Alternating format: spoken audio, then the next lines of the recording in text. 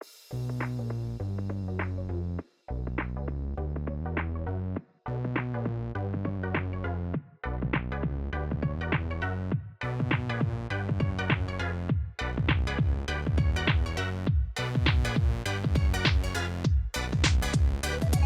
everybody. Welcome back to the Boss Rush Podcast, a great place to play games and be better. I'm one of your hosts, Corey Deerigan. Alongside me, as always, taking the sleeves off, the PC muscle race himself, LeRon Dawkins. What's poppin', everyone?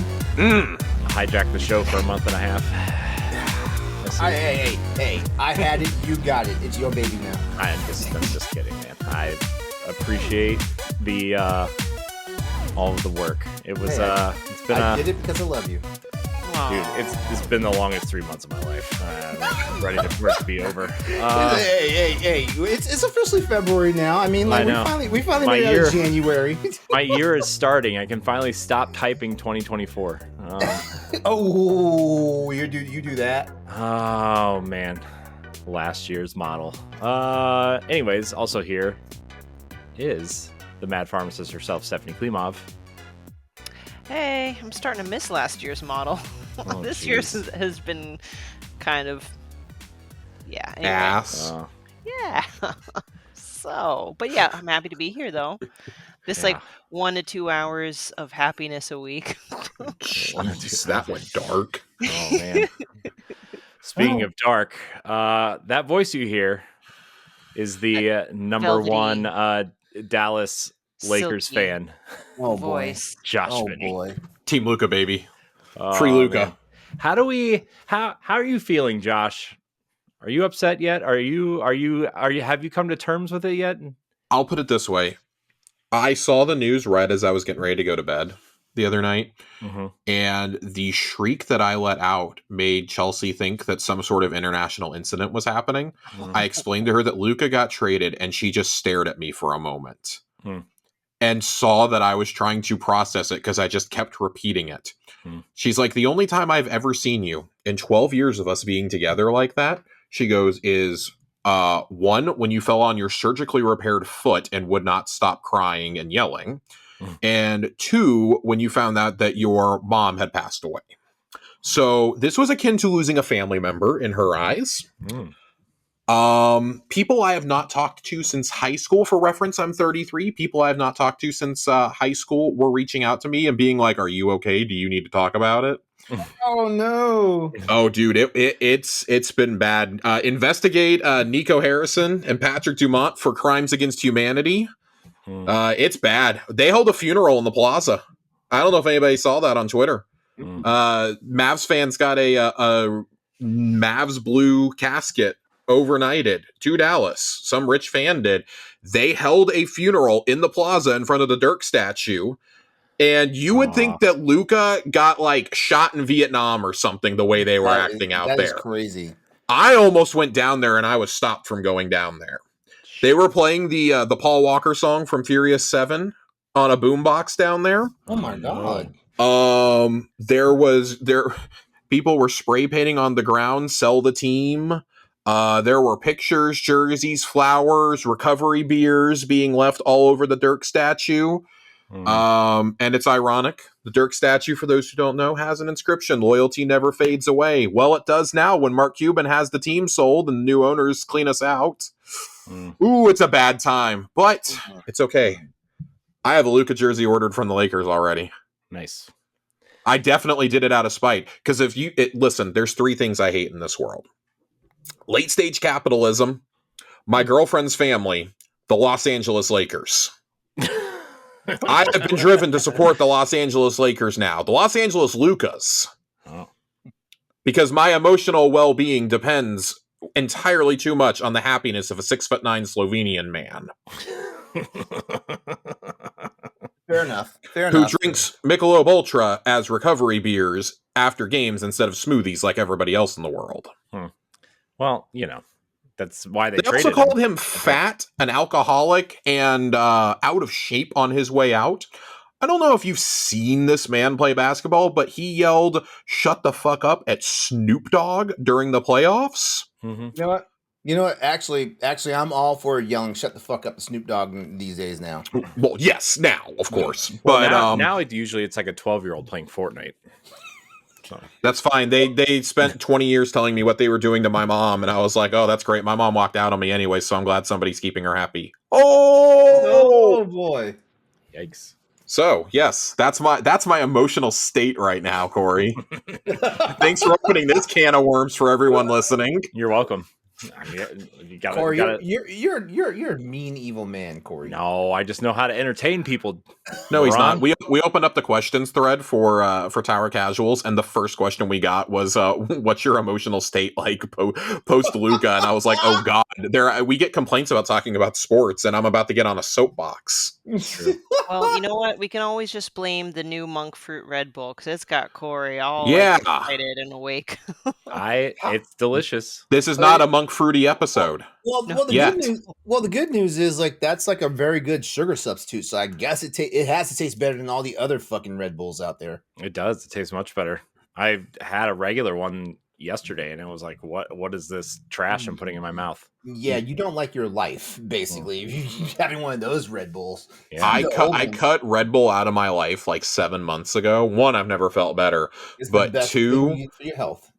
Man, there's something about the taste of regular Red Bull that I just love, and I don't know why. The caffeine does basically nothing for me, but I just like the taste. Oh, yeah. No, I'm going to fall asleep right after this. It'll be fine. And then I'll wake up like 2 hours later, like, why am I awake? What is wrong with you? Well, Josh, do you have the time for me to open that book? Get help. I'm begging you. It's too expensive. There's this wonderful over-the-counter drug called melatonin. Melatonin no longer works for me. Speaking of working, this is a podcast we do called the Boss Rush Podcast, a video game sometimes podcast. You can support us on Patreon at patreon.com/Boss Rush Network if you would like to, and you can subscribe at a tier that's right for you and get early, ad-free, and exclusive perks such as the Patreon pre-show for this, the one-up show for Power Block, and early access to expansion pass episodes and all kinds of other cool things. For as little as $1 a month, you can be a Patreon producer for $5. You can get your name read somewhere in this show. Sign up now. Do it. Do it. Do it. Or not.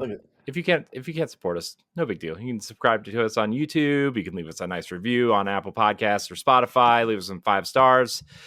And you can check out all of our content on bossrush.net, including weekly banters, editorials, features, and all kinds of other cool things. With that being said, anybody got any cool content coming up?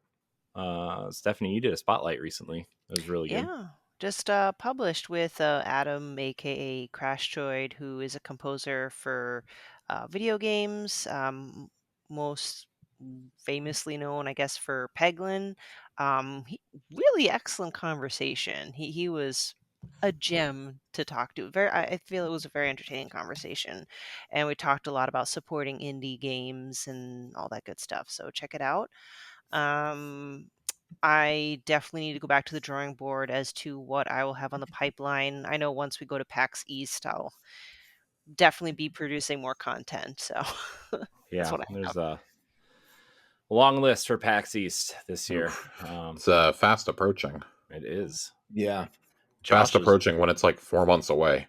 Yeah. Josh, you're coming this year. God willing, I'm coming. Cool. God willing, I will be there in the flesh. In the flesh. LeRon, you got anything cool coming up? You got anything cool you wanna? Yeah, I was just on Code 47, the Star Trek podcast for Secret Friends Unite. We wrapped recording on that on Sunday. So, and we talked about the new Section 31 film for Star Trek, as well as portions of my favorite season of Star Trek: Deep Space Nine.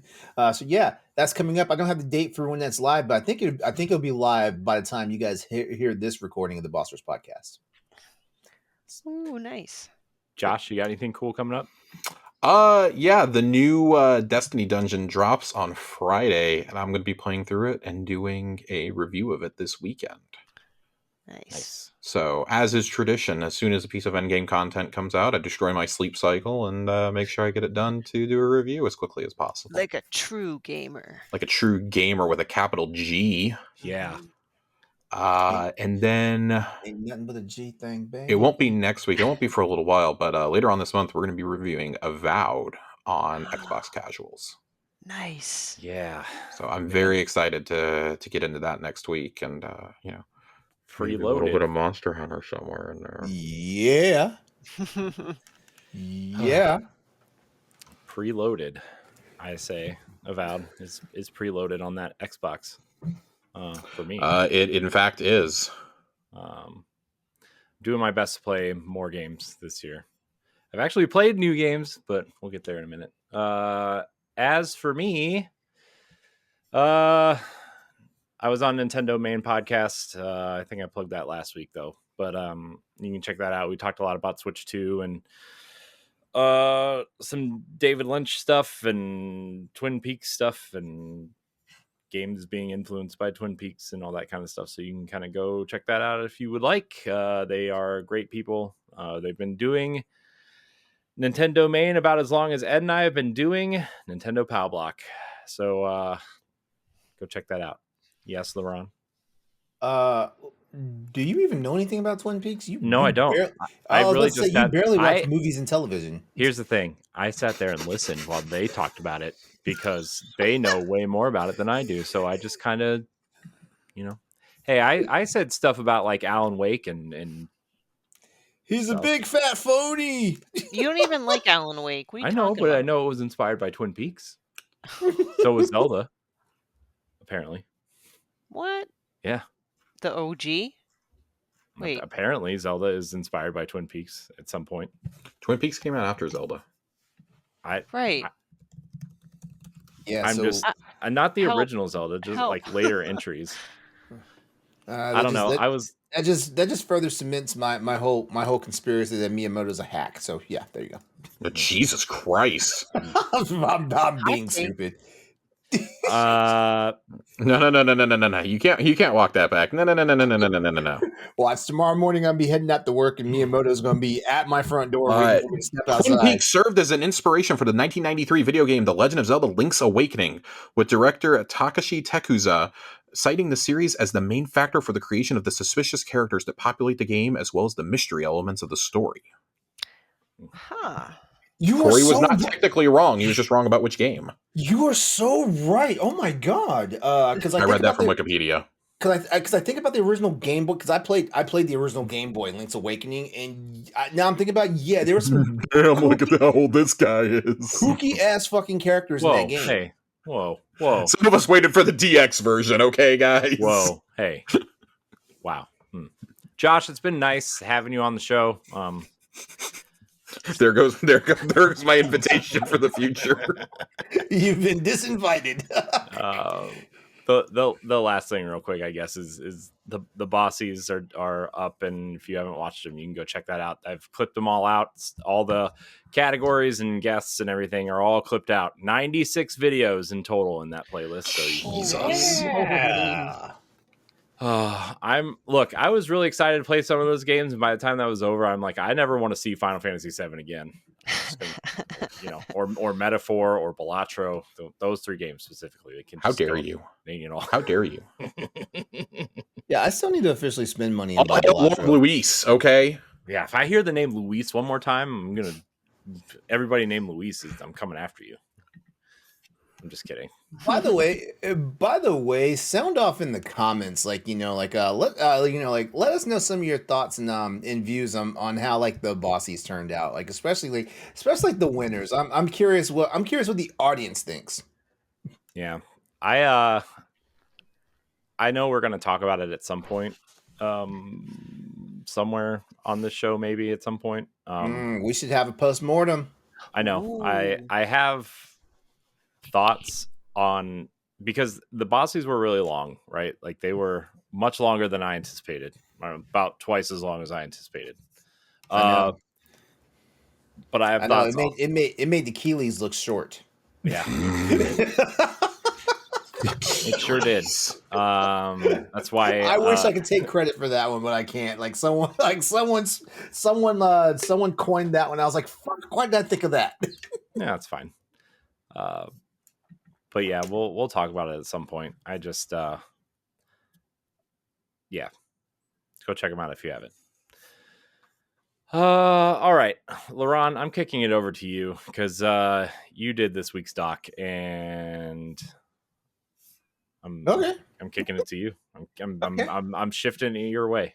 All right. Well, yeah. Well, one of the things that because I noticed this, and I even had to think back to like when I went home for Christmas and stuff because I brought my ROG Ally with me, and my mom was very very perturbed by the fact that I actually had like a portable gaming system with me. So I think we should get onto the topic of like tackling like the negative stigma behind of just being a gamer, especially in 2025. Like if you know a few things about me, you guys know I turned 50 this year, which means I've been playing fucking video games for a long time. Jeez. And yeah, and it's wild that I still get like sideways looks from like family and certain people. Thank God my boyfriend is one because he's also a gamer, so thank God he doesn't do it to me because I'd be like, okay, we need to break up. But yeah, like ultimately, like gamers, as gamers, we've been enduring the judgment of others since like the first electronic gaming device was ever thrown into any of our hands and stuff like that.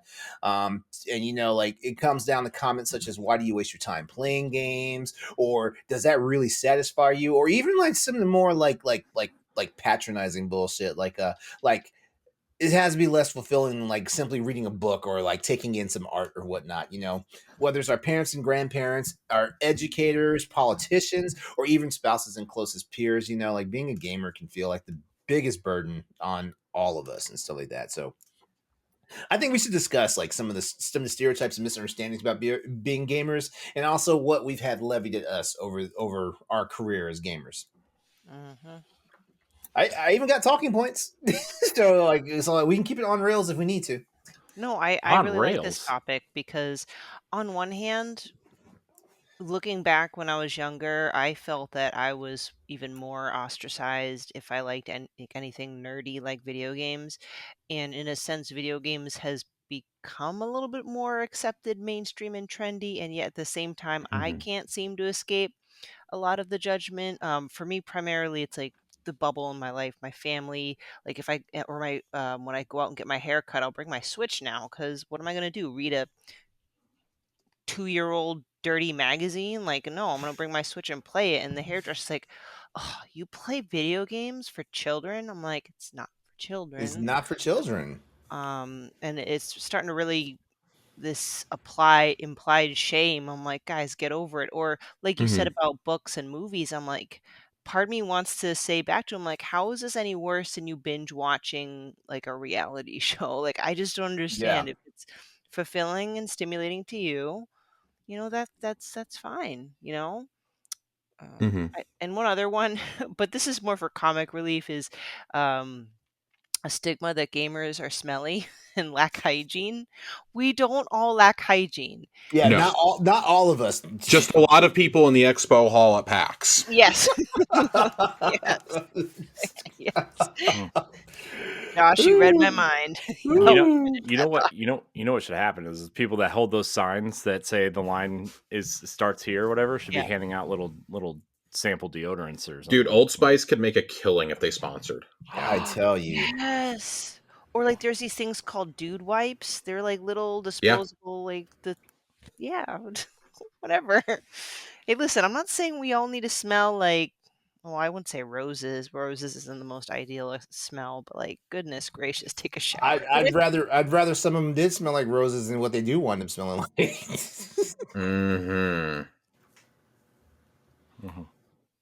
Yeah. Actually, no. Like, going on that whole thing you're talking about, like it being for kids. Like, okay, kids are not the demographic that games are sold to in this day and age now. As a matter of fact, they may have been the demographic back in the 80s and early to mid 90s and stuff like that. But all those kids are fucking grown ass adults now, and even Nintendo has adapted to that shit because Nintendo makes more mature type games. And when I say mature, I don't mean mature rated. I mean mature type games. Games. Nintendo knows their audience just as well as all these other manufacturers do out there and stuff like that. And trust me, like if video games were for kids, then we would see tons and tons more games like Sackboy and Super Mario's versus infamous Dead Space, Resident Evils, and all that Mhm. stuff. Silent Hills and I was about to say Twin Peaks when I meant to say Alan Wake. Fraud alert. Yeah, but also, I don't know, like for whatever reason, I feel like like gamers are always being talked down about stuff like that, and I also want to say this, like gaming is a valid hobby. It is, Yeah. like it is something that we do in our spare time to honestly, just like how you read a book or watch TV shows or go to movies or hell, go outside and touch grass. It's a way for us to disengage, Mhm. and actually recharge our batteries and stuff like that. Like I feel like a lot of shit I hear is just some bullshit sometimes because people either don't understand it or they don't want to take the time to have fun themselves. Mhm. Yeah, I kind of want to piggyback on what you said about stereotyping games for children, because I think for a lot of us when we were growing up, like that was the case. Like Super Mario was prevalent. Pokemon was just coming out when I was like turning 6. Like that, I don't remember a time in video games before Pokemon Red. That's how intrinsically tied to like my generation that it is. And so I think like the further we get, I think culture becomes more and more accepting of it and thinks like, oh, it's not just something, but like rather it kind of evokes a nostalgic feeling for them, like, oh, that's something I really enjoyed. Like that was the cool thing about seeing the success of the Switch, and especially during COVID, was so many people from all walks of life that I've never seen play a video game bought a Switch to get in on the Animal Crossing craze because it was Mhm. a pop culture Yes. moment. Yeah. I thought that did more for moving the needle for video games and the mainstream acceptance than something like The Last of Us did. Like, no offense to The Last of Us, incredible storytelling, but something like that can resonate with the masses will always be more important and more impactful than a drama that is really meant for like people that are like 16 or older, you know? Yeah. But the other thing, like, and like kind of continuing that with the discussion on Nintendo, one of the stereotypes I see a lot is like Nintendo is just for kids. Like it's just for kids or for families. And like you are looked at kind of weird if you are a 30-year-old man who wants to buy Nintendo games, or like I felt really self-conscious even in my 20s, like going and buying Amiibo, for example, because it's like the stereotype of that was, oh, you're buying these to go sell on eBay, or because you like just can't let your childhood go. And it's like, it's a really cheap way to like have these characters that I love like on a little shelf above my gaming setup, and that's all. Like it's not affecting your happiness in any way. Like, Right. why should it be allowed to impact mine? The The same best. way that you go ape shit for sports teams that you have Right. no stake in, people being paid hundreds of millions of dollars to throw a ball around. Why is it a crime for me to pay $50 to get the same kind of, fulfillment? Right. Yeah. Mhm. Oh, actually, I'm glad you mentioned Animal Crossing Nintendo Switch because people want to deny this, but Animal Crossing on the Switch did something for people who were suffering from lack of social interaction, during the pandemic. Like it was one of those things. It helped people stop losing their fucking minds, like because there are a lot of people like when like we were told to isolate and shelter at home. People took that. There are people out there that took it seriously and did not have any Mm-hmm. contact with anybody except the door dasher that dropped off their food for delivery and shit like that. Mm-hmm. Yeah, yeah. As a matter of fact, my boyfriend tells me like he probably wouldn't have bought a Switch if it wasn't for Animal Crossing because he was happy playing retro shit on his Nintendo 64 at that point. But yeah, so there's the social aspect of it. There's also the therapeutic aspect of gaming and stuff like that. And I really wish those people who would get on their high horse and saying like, like gaming is just another form of like mindless entertainment. They need to go away with that shit, because like video games have been used for therapy. They've been used to help people boost their cognitive skills. And also like people make money off of games. I don't mean gambling. I mean like esports is a thing. Like people go and they make a career out of playing video games. So y'all need to shut that shit up. Can I jump in on the social aspect of that real fast? Yeah, go for it. Something that I think is really, really understated, even by people who play video games, is the friendship aspect, especially with how prevalent online like multiplayer gaming is, how Discord and Twitch have been integrated into our communities. I know, like, as I've gotten older, it is hard to make friends once you are out of college. Yes. Like, I am not the kind of person who wants to go to the office and be friends with the people in the cubicle next to me. I want to come in, do my 8, and leave. I don't want to talk to you. I don't care what your child did over the weekend, Janice. I don't care what happened. I just want to go home and enjoy my life. And for me, some of the best friends I've ever had, I would not have met if it was not for gaming. Like I know Corey through games, obviously, like I know y'all, but like my best friend in the whole world, I know because me and him met in an online group about video games, an online Facebook group. And that turned into a friendship that's turned 10 years old this year. Like, meet your online friends. If you're listening to this and you've never met your online friends, meet them. As long as they're not like weird to you online already, meet them.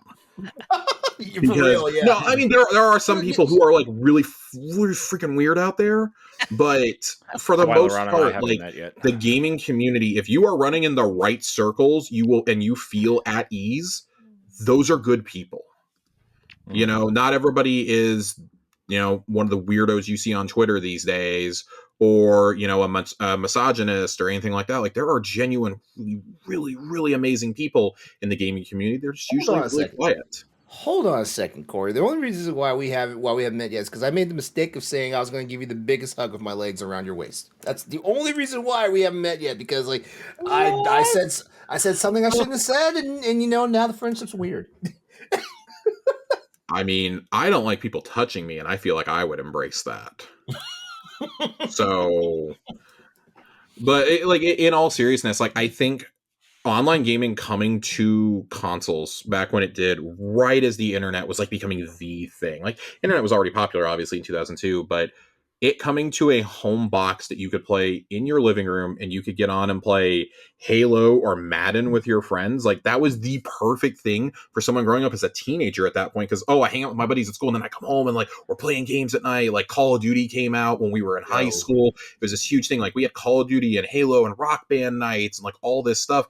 And it started becoming less like frowned upon that we were gamers and more frowned upon that we read comic books. I'm gonna show my age here, man, because like when the Dreamcast came out and like folks started playing Phantasy Star Online and NFL 2K and all that stuff and shit like AOL Instant Messenger and ICQ like blew the fuck up because like we were getting everybody's gamer tags and then we were chatting with them in real life because there was no real chat function back then. But man, like that one person that was like the fucking your best friend in Phantasy Star Online and shit like that. You're like, hey man, RuneScape girlfriends. Yes, we got link up and and it really was a man named Brad who lived in like East Slovenia or something. I don't know.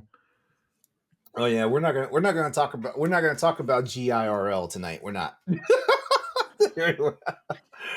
Oh boy. Another cool thing about it, which I don't think people Stephanie, you mentioned this earlier, you being an actual girl that games, no, video games aren't just for the boys, No. and aren't just for the immature boys either and stuff like that. Like shit, like I know people who have like serious like 6-7 figure like salaries and stuff, and they're gamers, men, women, and in between, like video games and gaming is a male dominated hobby and stuff like that. But one thing for sure, once you get past the fucking knuckle dragging, like, misogynistic assholes out there and stuff like that, like there are a lot of female gamers out there, and quite a few of them are capable of mopping the floor with you. Just look at the esports scene, like look at some of the top the top esports competitors out there. They're women. Mm-hmm. I'm glad you mentioned that, LeRon. I think that's primarily why my friend group, not that I have a large friend group, but my friend group consists primarily of males. It's not only because of the video game thing, but I feel like I am. If life had to be a binary, quote unquote, people have described me as being more male minded. Now, say what you will about that comment. But most of the, like, for example, I have a kid, so like I see all the moms at school or whatever, and their eyes glaze over as soon as I say I play video games. But then the husband's like, "Oh, what do you play?" So it's like, it is what it is. But that's why, like, Yeah. I'm even more Yeah. appreciative when I do meet female gamers. Like, for example, Celeste is absolutely wonderful. I met her through another Zelda podcast and Boss Rush, and so on and so forth. I'm sorry. I'm just looking at the doc and I just realized there's a big typo on it, and it's fucking with my OCD. I have one last one. Yeah. The stereotype that all gamers are entitled gatekeepers. That is something that I think goes kind of hand in hand with not just gender representation, but also racial and sexual representation. Mm-hmm. That has obviously been a really, really huge topic in gaming for the last 4 or 5 years.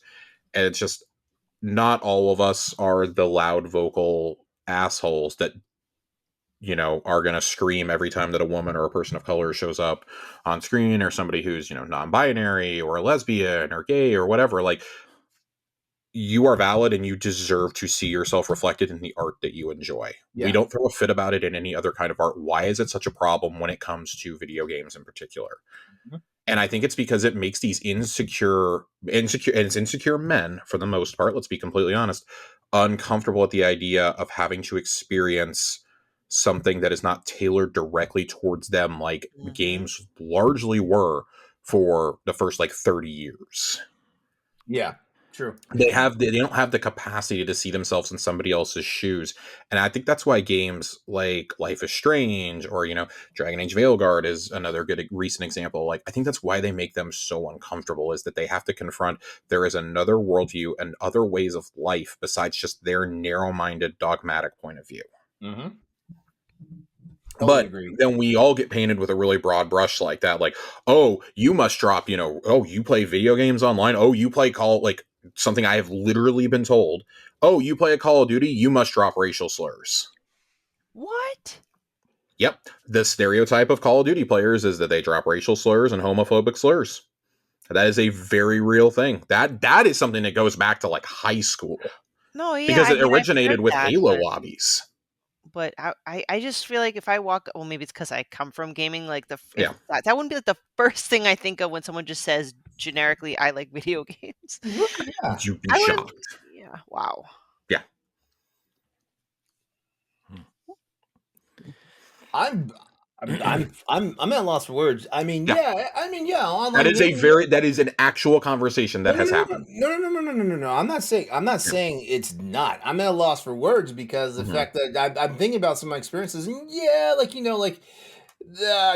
I've heard the F slur, come out, and I've heard the N word come out and stuff like that. Very liberally in certain genres, very liberally. Yeah, but it wasn't like he's being levied at me.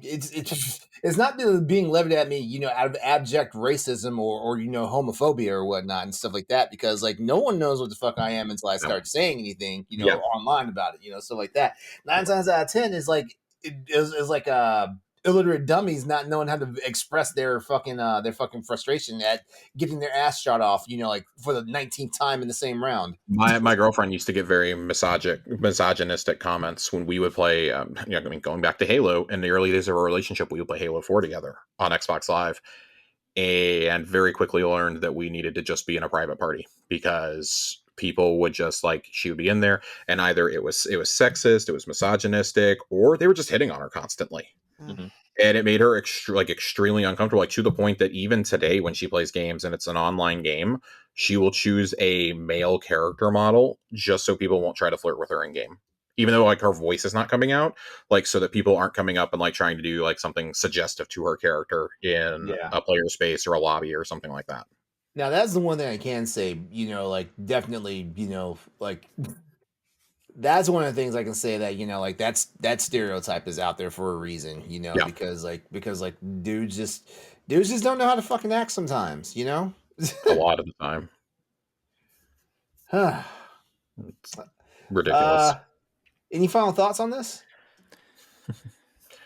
I mean, I haven't really said anything, but also like everyone here experiences the stigma different because of who we are and, everything that Josh and Stephanie basically just said. But, even at work, like I avoid saying that I play games around people because of the way that certain people have that stigma about games, right? And it's like, yeah.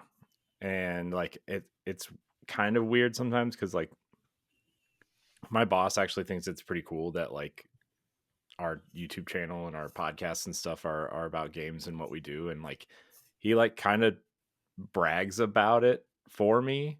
But like sometimes I see the look people give me when he says things that I wouldn't like be quote unquote bragging about because I know where I'm at and what the situation is. And like I know that the stigma around gaming and the work environment means like I don't work hard and I stay up late and I don't get my work done and I'm lazy or whatever, right? Like I know that that's the stigma in a workplace environment. And so like, it does kind of make me feel the fact that uncanny. your boss is like one of your biggest hype men, in real life is wild.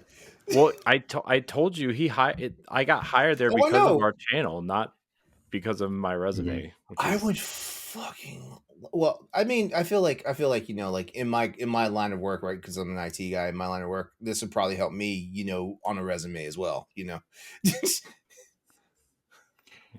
Yeah, I've had bosses in the past who were avid gamers. One, she ran her own WoW guild and was a very, very avid RPG fan, like tabletop RPG fan.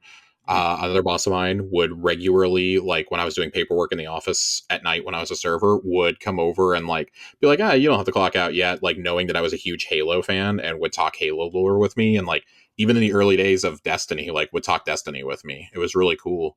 Nice. And then on the flip side, I have I've had managers who have gotten very upset with me, realizing that I'm taking off a day to play a video game, and it's been really uncomfortable conversations. Just because that stigma does exist. Like, oh well, you don't have any ambition to move up. Like, oh, you don't have any ambition to do anything with your life. And I'm like, what I do outside of this building, besides the 8.5 hours that I'm here a day, do not affect you in any way, shape, or form. I can take a personal day for whatever I want to do and enjoy my hobbies how I see fit. So, yeah, I think it's really cool when you have people that obviously are, important either because they have to be or because they want to be, who support your hobbies or who are at least interested in them. Like I've never had a family member be interested in them. I luckily my entire friend group, like since I was a kid, like have basically revolved around people who play video games, who read comic books, who want to play D&D, things like that. Because like I learned very early on, like I didn't have a family that supported me in that. I knew that even from when I was like 10 years old. So I made sure like the people who were going to be around me as I got older were going to be people who only had those interests for me and who like actually wanted to engage. Like I'm a huge film nerd. They don't want to talk about that. Like it is this whole it's this whole spiraling thing. Stephanie was talking about how like family and like how friends, other moms at school, like, kind of ostracize you for it. And it's bullshit.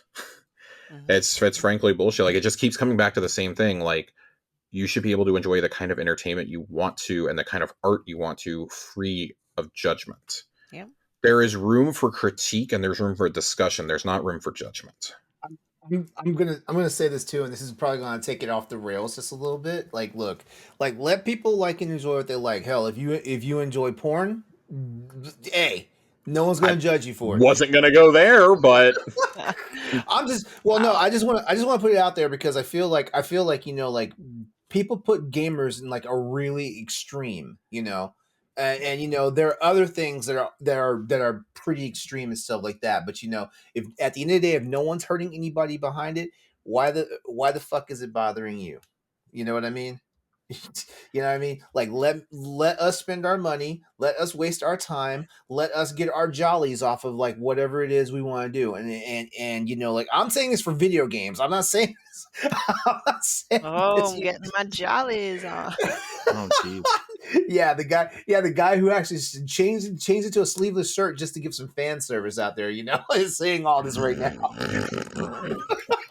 the people demanded it. Okay, That is true. it's me. I'm people. I was trying to save my own dignity as but hey, gotta give Fuck that stereotype, buddy.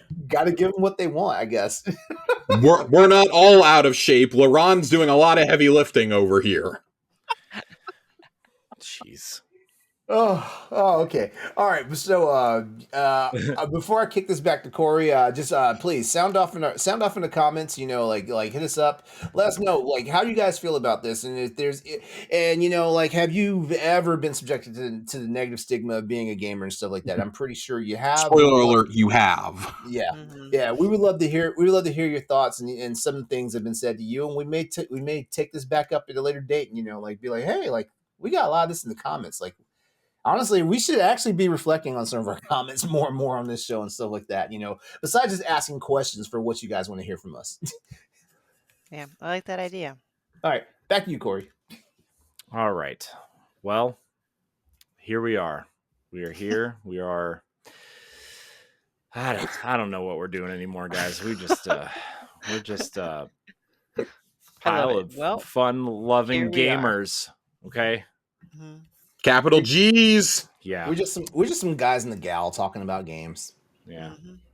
What was that show? Two guys, a girl, and a pizza place. What? Yeah. Yeah. Wasn't that like Ryan Reynolds' breakout role or whatever? I thought his breakout role was waiting. No, it was Van Wilder. Too. It was definitely. Yeah. It's I definitely was Van 12. Wilder. It was Van Wilder. Yeah, you were right about that. Which was crazy enough. I turned the TV on this morning, and there was a freaking movie with Tara Reid in there. I was like, "Is that Tara Reid? Like where's she been?" Wow. You were watching American Pie at 7 a.m. You degenerate, you.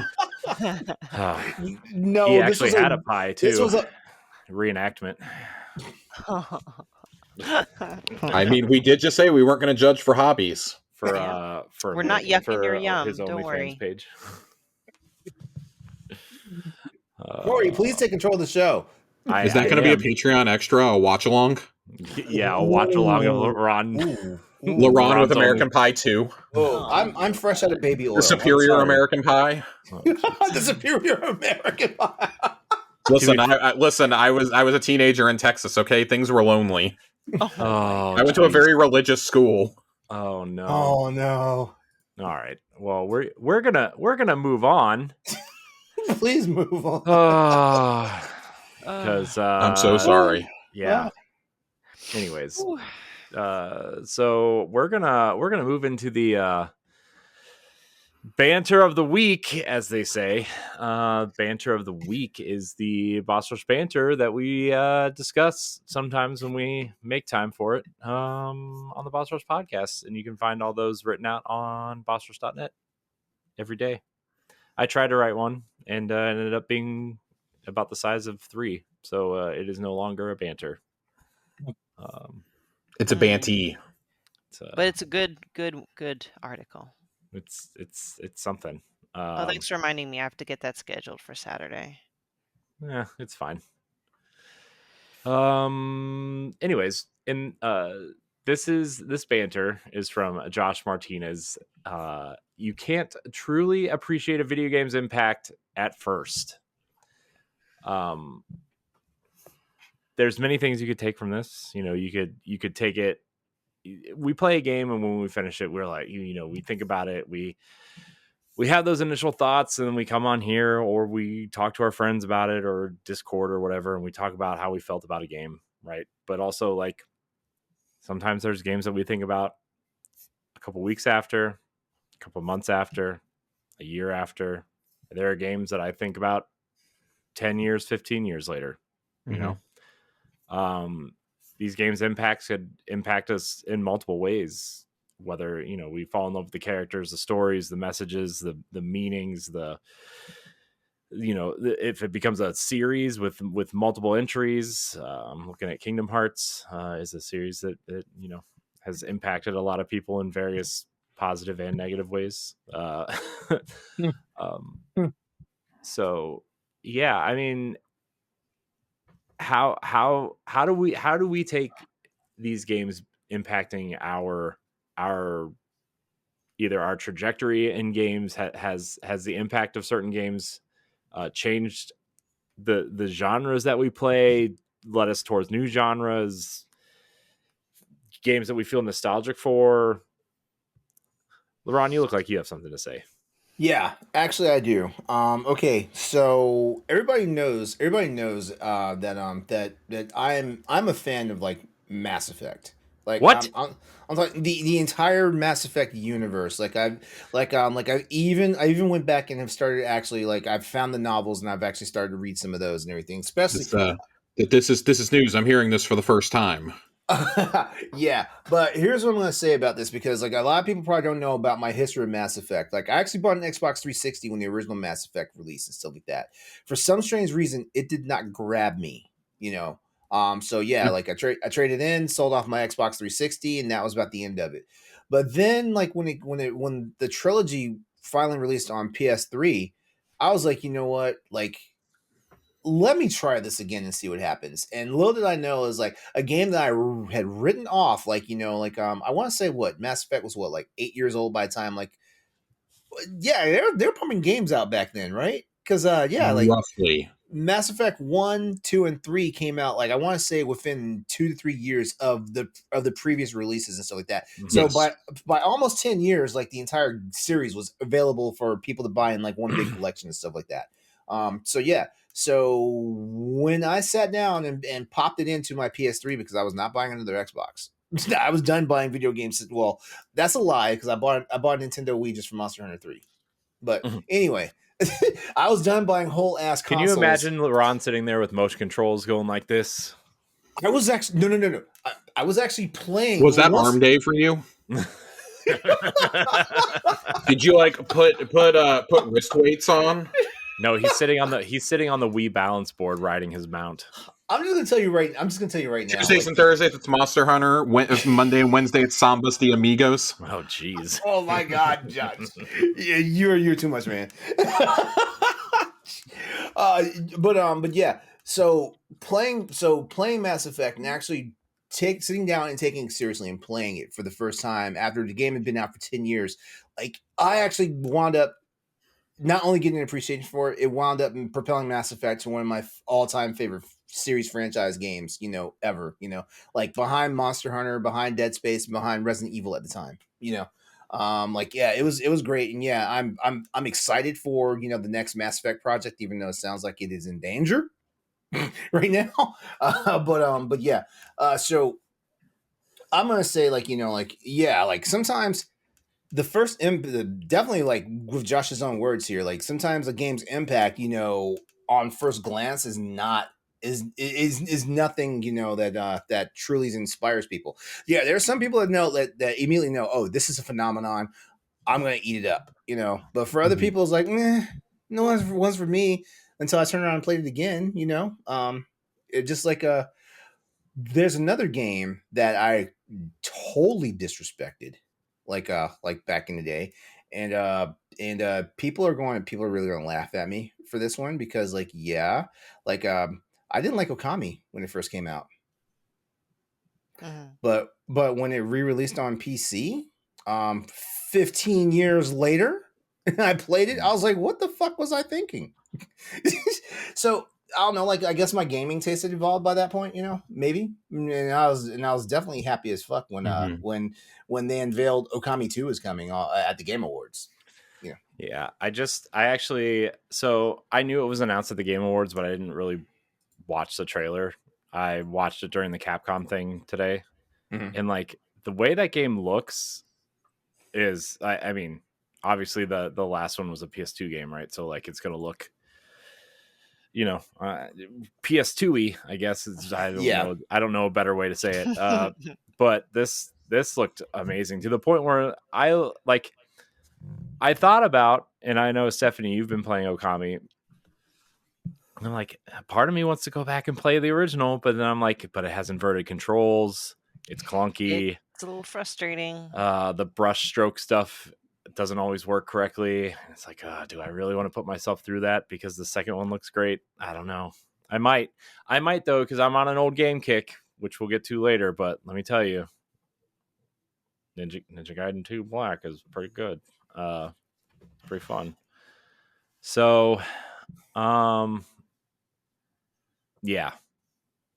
Anyways, I'm game. There's a lot of games that have impacted me in different ways. Yeah. But I'll save mine for a little bit later. Josh, how about you? Yeah, I mean, there's some games that when you play them right away, you just instantly know you're playing something really special. And I think the first time that I had that vibe, I'd connected with games before, and I really liked games before. The first time I ever got that vibe was playing Wind Waker on release day. I'm gonna be real. I played Ocarina of Time when it came out, and it didn't really grab me. I remember getting the pre-order bonus disc with Master Quest on it, and went home and played it on my GameCube. Still didn't grab me because the controls were bad to me. They were really bad. Like even at 10, I was like, "This is awful." Mm-hmm.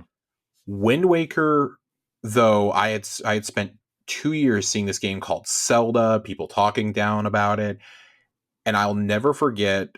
I picked up the game, I got the game guide, and the Game Informer that reviewed it came in the mail, and they gave it a perfect score, and we're like, this is the perfect Zelda game, essentially. Like it did what Ocarina of Time did. Like this is Ocarina of Time, but for GameCube, and I was like, oh god, I'm probably not gonna like this. That might be the first time I ever marathoned a game. I was speed running through that bad boy, but I very quickly discovered like you could get the camera and you could get all the little miniatures and things like that. Like I wanted 200% a game in a way that I'd never wanted to do this before. And it led me on this insane rabbit hole. And I think that's really where like the love came from, and the appreciation, not just that like games were something to kill time with, but that they could be something really special, like to emotionally connect with. And like that would manifest itself the next year. And like Halo 2 is one of the only other games I've ever had that feeling in. But that was the game that gave me my friends. I didn't really have a lot of friends. And then that Halo 2 came out, and that's how like the friend group I still have today, we all became friends because we played Halo at school. We all wanted to play together after school and this and that. And I didn't own an Xbox, so I'd go to their house to play it. And, it just led us down this rabbit hole. Like also though, like, as I got older, appreciating them as art, I think became more and more important. Like I had played games with really good stories, but I was too young and too immature to understand that. The Last of Us came out when I was finishing up my second or third year of college, I believe, when it came out. And that was really the first time that I sat down and was like, video games are art. Like these can be art. They have, incredible stories. I had always appreciated music. I owned a lot of gaming soundtracks, but I had never really appreciated voice acting before. I had never appreciated mocap. I had never appreciated like the storytelling capabilities that they could tell. They could tell this grounded story. Like I played a lot of fantasy RPGs and stuff leading up to that. But that was the first time that I went, oh my god, this is like what I feel a game experience should be. If I was going to sit down and show somebody and say, this is more than just a time waster, this is something that everybody should experience. Kind of like how Watchmen was that for graphic novels in the 80s. Like, it appears on the list of the top 100 books. Like if I was going to give somebody a list of like top 100 interactive media, movies, TV shows, games, etc., like I would have put The Last of Us on there as like, this is one of the ones that should exemplify what a game has the potential to be. And even though like I've kind of drifted away from it over the years, and I've seen like way better stories at this point, in my opinion, I kind of had an experience like LeRon also, where I tried, like Persona 5 is one of my favorite games of all time. The first time I played it, I thought it was terrible. That game was atrocious when I played the original version. I came back years later when Persona 5 Royale came to Game Pass, I got COVID the week it came out, so I had to stay home for 2 weeks. I couldn't do anything. I couldn't get off my couch except to, like, go get sick, essentially. I marathoned that game in the month of November when it came out, and I have replayed it twice since. And it sparked this love for JRPGs that I had never had before. Like, I'd played Pokemon, and I'd played, like, Tales of Symphonia, and that was about it. I really wasn't a huge JRPG guy. Now that's most of what I play. Yeah, I've played 4 mega long games from Atlas in the last 3 years now, like 2 of them multiple times. Oof, you're a better man than I am. Persona 4 Golden, baby. Persona 4 Golden. Found out that I could take that portable and it was all over for me. Oh, but definitely, yeah. Like, it sparked this love, and I was like, what? I was trying to think in my mind, like, what changed between when I first tried it in like 2017 and now, and it's that I got really into anime and manga during COVID. COVID started, and I was looking for something to watch one night, and I was like, oh, I've got friends who have been telling me that I should, like, try getting into anime. Like, for years I resisted it because we talked about video game stereotypes. I stereotyped anime fans my entire life because the people I knew who were into it in high school were weirdos. Still are. Massive weirdos. Like Naruto running in the hallway, not even yes, kidding. I know the type you're talking about, yes. And a friend of mine pitched anime to me, and he was like, hey, yeah, there's an anime out. It's like kind of aimed towards, like, young adults and like college kids and stuff. Like, you're really into superheroes. You love comic books. You should check out My Hero. And of course I fell in love with it because, I mean, like, one of the main characters is basically Superman. This is awesome. This is fantastic. And from there, I went down a rabbit hole of Demon Slayer, Jujutsu Kaisen, Dandadan, Sakamoto, like all these other ones. Like, I just went through and got really into Bleach, which was a big thing when I was in high school. I didn't like Bleach. Guys, Bleach was really fucking good, and I waited like 20 years to get around to it because I thought people were weird in high school, and now I'm like, y'all seen this Bleach shit? Y'all should check this out. And they're like, yeah, dude, we went through this phase when we were like 16. Like, congratulations, you're an adult discovering children's shows. So, it's never too old to change your opinion on something that you didn't like the first go around or even the second go around. Yeah, Mass Effect was one of those for me. I kind of liked the first one, got all the way to Veermeyer, and that's about all I ever remembered from it. Never played 2 and 3. Came back. LeRon actually is the one who got me to play the Legendary Edition when it came out, because I mentioned on an episode of the podcast that I had never played it, and I feel like he thought he was seeing a ghost. Well, and so I kid you not, I ordered the Legendary Edition as soon as I could. And when I played it, I was like, oh man, these are great. Going around all my friends, hey, Mass Effect is awesome. They're like, we know. Well, we played these a decade ago. Which shocked me at the time when you had said that is because like I knew you as a pro Xbox gamer, so like it just blew my mind that you'd like missed the phenomenon. I knew why I missed the phenomenon. I just did not see the draw. And also like if I'm being honest, like like the RPG roots of it, for a guy like me who like kind of swore off RPGs, it just wasn't, I just wasn't ready. That's Mass Effect 1 is still very rough. Yes. But man, you start playing 2, you get into it. And for me, it's funny, like I look back on 2 as like one of the greatest games of all time, but like I was kind of playing it because everybody was like, just keep playing. And I'm like, I'm not seeing what y'all are seeing. And then I hit the suicide mission and strapped in for maybe the greatest finale to any game I've ever played in my entire life. Yeah. And that was amazing. It was incredible. It was absolutely incredible. I was told by everybody, hey, make a save before you go off to do the mission, the point of no return. And in case, something happens. And it's just like, oh, that was the hook that dug in. I had to play 3 immediately after. I had to try Andromeda. Like, it was so good. Like, it was one of those, I love finding games that people are nostalgic for and playing them years later, even if they're a little clunky, because it goes back to that sense of community we talked about. It's like finding people with other interests like you. Like, I'm a big sci-fi nerd, and that's why everybody was like, oh my God, you never played Mass Effect? Like, no. They're like, you watch The Expanse and you've never played Mass Effect. That's basically Mass Effect, the TV show. Like, no, never did it. Look at us now.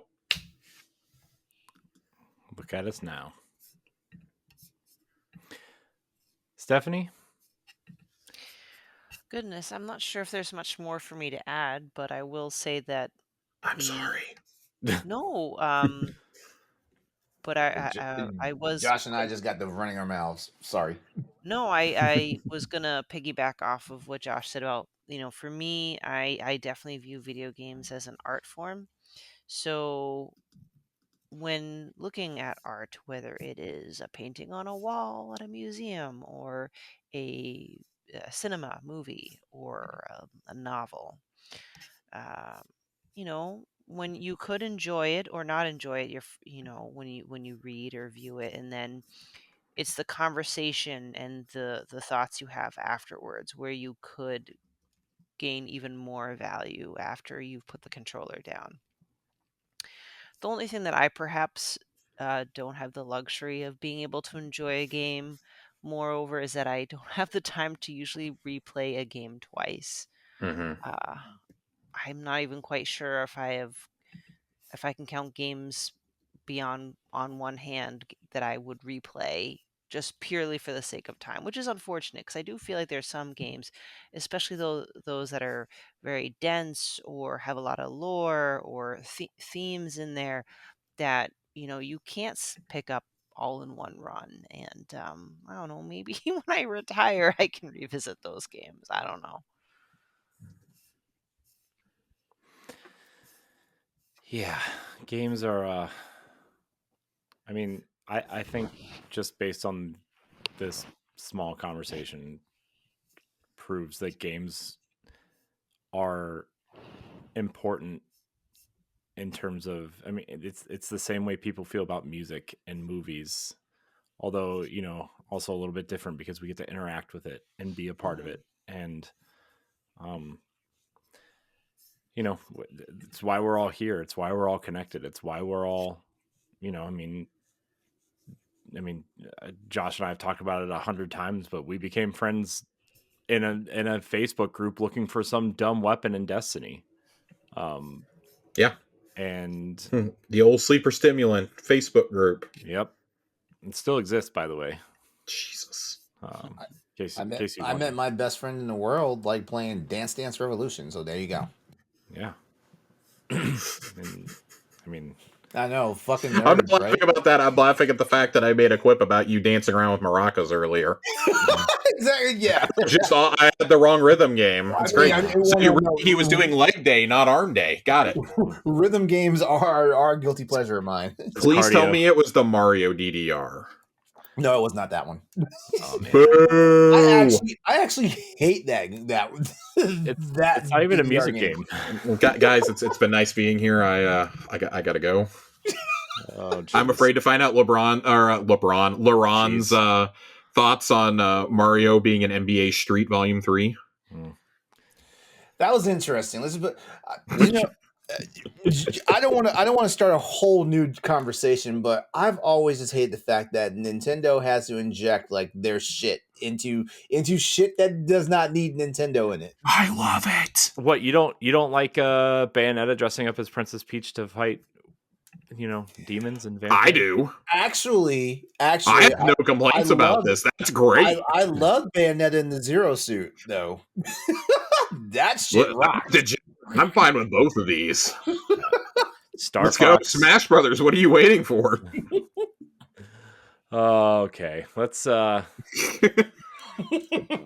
move on before this conversation gets dangerous. Not that we haven't already had a few of those. Let's talk about what we've been playing before we get out of here.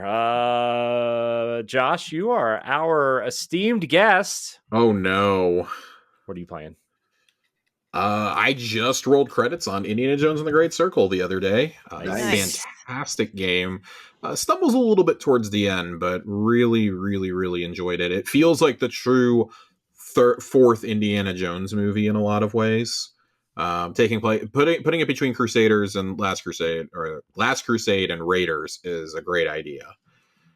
Really, really, really hope Machine Games makes another one of these. There's been hints that they're going to. They definitely left it open for a sequel. There's a nice little post credits if you do all the collectibles, apparently.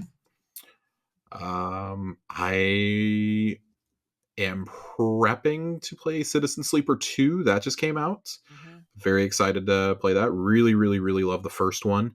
And I am extremely slowly making my way through Baldur's Gate 3 for the first time.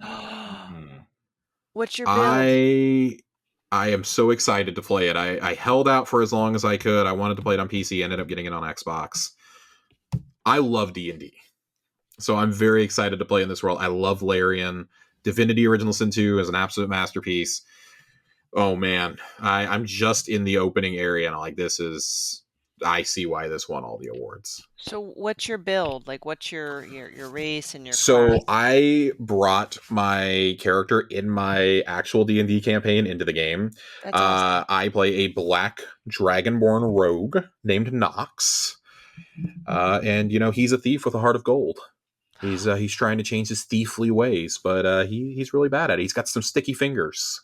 All right, Nice. no judgment here. Did you sex up the bear? That's too soon. I have I not don't think gotten he's to there yet. sexing up a bear, but I'm going to have to go with probably not. LeRon, Listen, spoilers, man. Nox likes the ladies, okay? I think that's great. My one D and D campaign, I was a dragonborn. I ended up being like a was I? Now I'm like trying to remember what I was oh crap. In Baldur's Gate 3, I was what's the darker elves?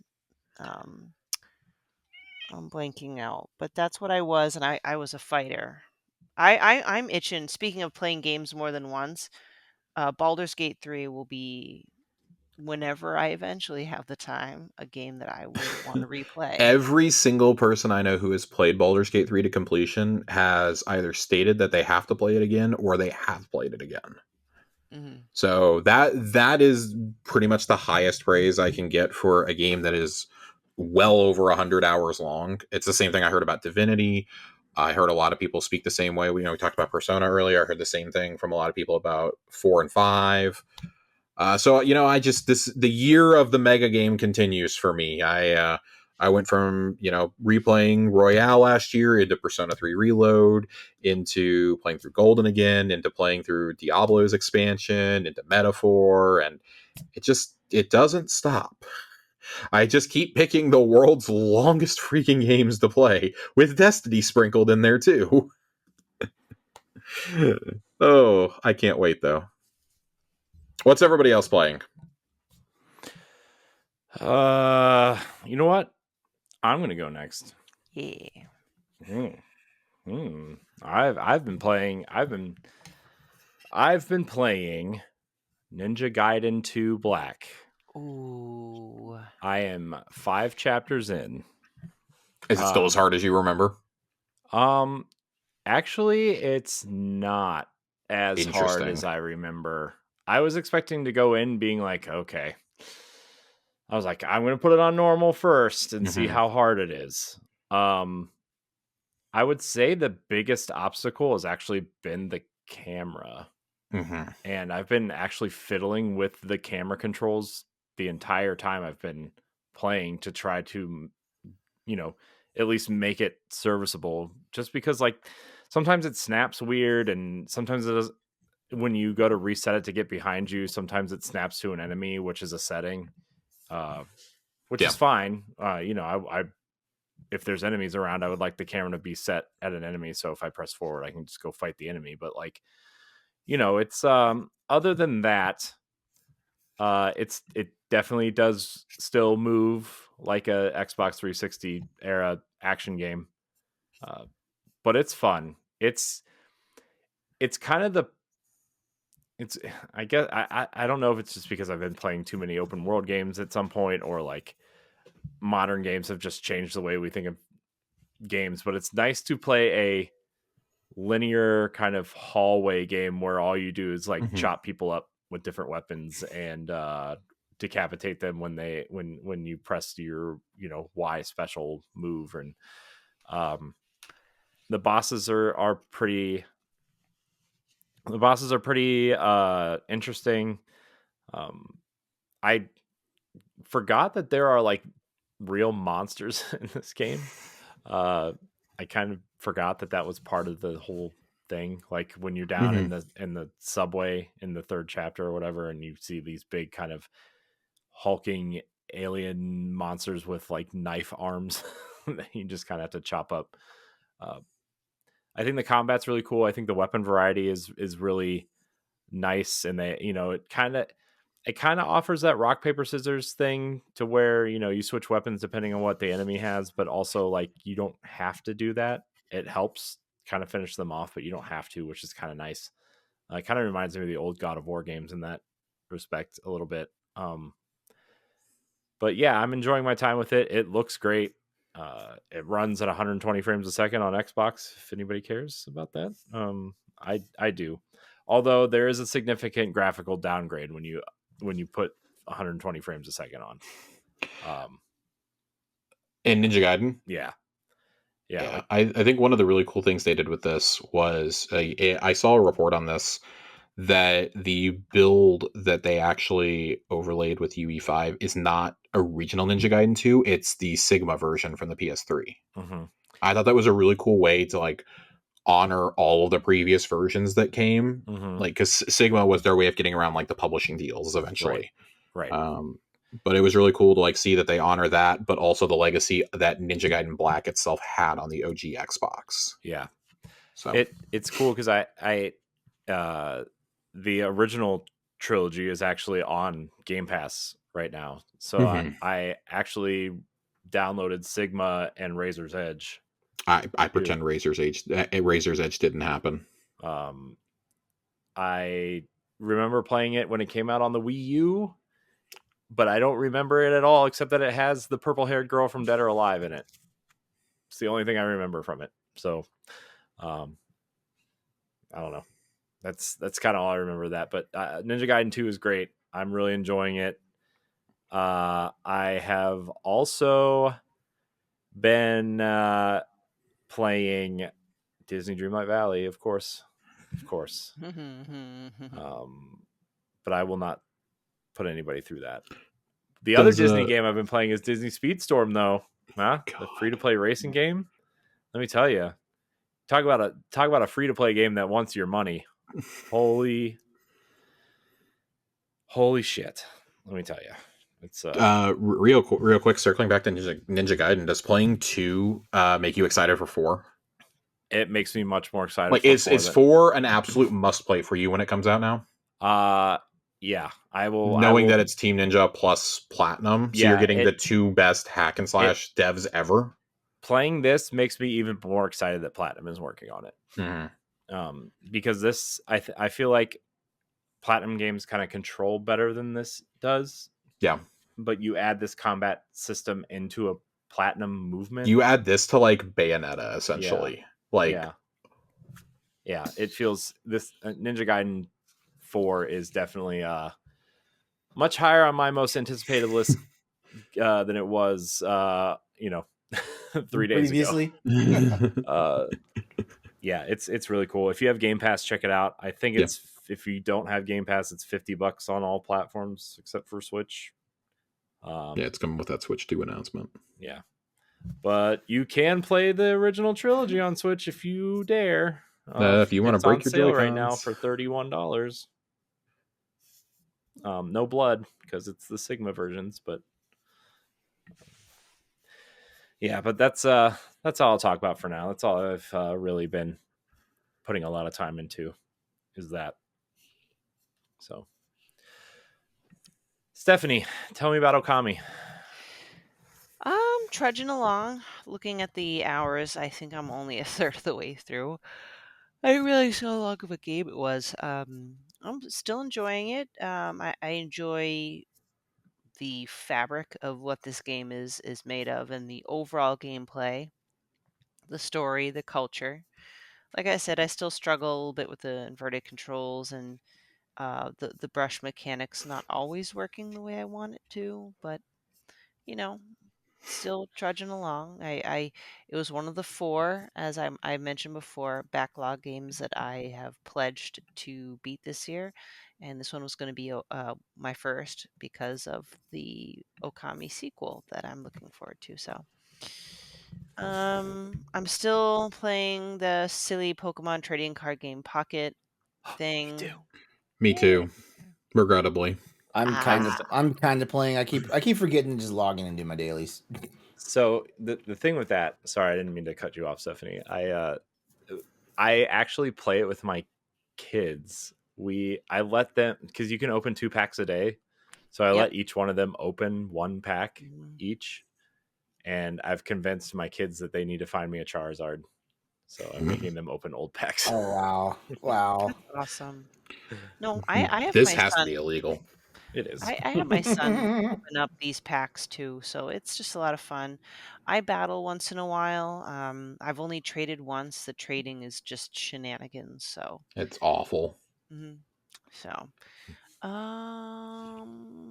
I have anything else? Because nope, I don't. Because I can really only focus on kind of one meaty game at a time. So, Mhm. I am, however, congrats by the way to Kingdom Come Deliverance 2 that dropped today, and they've been getting pretty amazing reviews. And GameStop is shipping me the collector's edition. I'm very excited to play it. So maybe I'll be talking about it next recording. I'm fine. I'm not dying. Oh, that Red Bull finally caught up with you. Oh, something. Monk Fruit's Revenge. I swallowed it wrong. LeRon, your turn. Okay. As usual, I'm still playing Monster Hunter World Iceborne in the run up to Wilds, which the second beta starts this weekend, so I'll be up on that. 24 days until release. Yay, yay. Also, like, I'm spending time back in Ghost of Tsushima Director's Cut. Yes, I'm actually full time playing it now. Like, I feel like in what, in the 7 years this game's been out now. Like, I'm finally taking it seriously. It's I have a confession to make. I think I'm done being a console gamer. That doesn't What? mean I'm going to stop buying consoles. I mean, like, my PS5 still gets turned on every like 3 months, and whenever the Switch 2 releases, I'll probably have one of those. My boyfriend will probably be playing the Switch 2 more than I'll be playing it, but yeah. Mm-hmm. I kind of been trying to play Marvel Spider-Man 2, but you know what? We put a lot of faith in Nixus because usually they get it right, and man, like this game came out broken, and I'm like, man, like Nixus, like you really dropped it this time, right? Did you see that even on like a 5080, it's not working properly? Yeah, That yeah, blows my mind. Now, granted, yeah, that's like, I feel like a 5080 should be able to handle 60 frames, 4K ray tracing, yeah, yeah, and yeah. it can't. That's bad. Yeah, That's really bad. my business partner has a 4090, and Mm-hmm. it's been struggling to get past 45 frames, and a 4090 was like the powerhouse. There's just no excuse for a game that's a year and a half old and is being internally ported. Yeah, that's true. That's true. So yeah, I'm kind of playing it. Let's just put it that way. Like once some of the kinks get ironed out, and I'm playing, and I'm trying to play in ROG Ally X. Like, I mean, like I could play it on my Mm-hmm. gaming rig, with my 4080 Super, but I'm also becoming that gamer now. Like, I like to play from the couch or on in the bed. Like, I'm even getting ready to buy those. I don't know what they call it. It's like the gaming pillows where basically like it cradles your body and it gives you like the perfect like thing to sit on with your device, so you're not like hunched over. Yeah, so and then I am spending a little bit of time playing Final Fantasy VII Remake because I did buy Rebirth for PC when it came out, but of course, because I have not beaten Remake, I can't even like touch Rebirth. So yeah, I'm doing a bunch of diverse gaming. Like, I'm killing monsters, and I'm tearing through Mongols, and I'm trying to collect materia, and I want to fuck up Venom, but I can't. So yeah, that's pretty much what I've been playing. I'm definitely going to be recording content this weekend for Monster Hunter Wilds because I did not do it the last time. But also based off of what I saw today from the Capcom event and stuff like that, the beta is going to be a little bit beefier than it was, and it's definitely going to have a few things. Even though like they tried to tell us that there was nothing new about this second time around, but I'm glad they're throwing guys like us a bone, guys like me a bone, I should say. Nice. That's it. Nice. That Monster Hunter thing, that's on everything, right? The beta or whatever. Yes. Right? Yeah. PC, PlayStation, and Xbox. Mm-hmm. Looks like I'll be playing some Xbox this weekend. Sorry, man. Ed. I'm putting my Switch away. Hey man, let's quest up. Find me. Yeah. I might have to get in on this too. Yeah. Look, man, I'm gonna. I never get the hook of World never caught me. Mm-hmm. So I'm really hoping that Wilds does. My best friend is a very religious Monster Hunterite as well, and has assured me after playing Wilds at both PAX and in the last test that happened that I will quote love it. So we need to reach out to Galatrad also. I forgot he was a Monster Hunter person. Yep. Maybe Stephanie wants to play with us. Hello. Yeah. Yeah. Maybe. Oh wait, maybe. Wait, you have all the systems. You have all the systems. Yeah, because I was gonna say like I'm gonna try to get Andre to like try it again on Steam Deck. You know, like this is how I like whoop his ass about the fact that he sold off a gaming PC. Because of course I can get him in the Monster Hunter. Like he's playing World and Iceborne like full time thanks to me right now. And so when the beta came out for Wilds, like it was not playable on the Steam Deck. And I was like, see, you fucked up by getting rid of a gaming PC.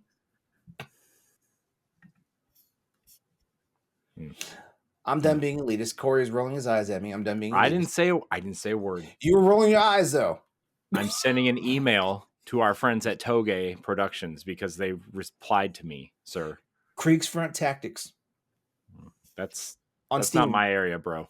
On Steam. You just said you're sending an email to Toge. This is a thank you for participating in the Bossies, not a, hey, give me free games email. I didn't ask for a free game. Sure. I just asked for a review code. Like I will make your own friends. Just kidding. I'll reach out in a separate email. I hate you. That's fine. You love me. I'll be waiting around at 1:00 for you to. Never mind. Oh, I'm gonna be in bed. Like, I'm sure you will. On that note, let's get out of here. I want to thank everybody for watching and or listening to this episode of the Boss Rush podcast. You can find us every Thursday on your podcast service of choice. Remember, if you're a Patreon member, you get the pre-show and other perks for as little as $1, and you can become a Patreon producer at the $5 tier. Josh, LeRon, Stephanie, thank you for joining me tonight, as always. Remember to like, subscribe, share, rate, and review wherever you listen or watch. Leave a comment, rate us, review us, whatever you want. Give us some 5 stars. Interact with the video. If it's negative, I don't care. It's still interaction. Jesus, don't say that. Right. The Swifties are going to come, Corey. Yeah. I'm telling you. Tell me about that T-charm on her leg at the Grammys or whatever. People are. Yeah, what was that? Well, I don't know. Anyways, all you Swifties out there, hope you lose the Super Bowl. Everybody else, have a great weekend, and we'll see you next time. Goodbye. That man is fearless. Good night. If you want to see how you can become a Patreon producer, head on over to patreon.com/BossRushNetwork. The Patreon producers for this month are Adriel Munger, Austin Campbell, Celeste Roberts, Christian S., Sana Dierig, Francisco Santillan, Matthew Keel, and Todd Oxtra. Thanks for your continued support of the Boss Rush Network.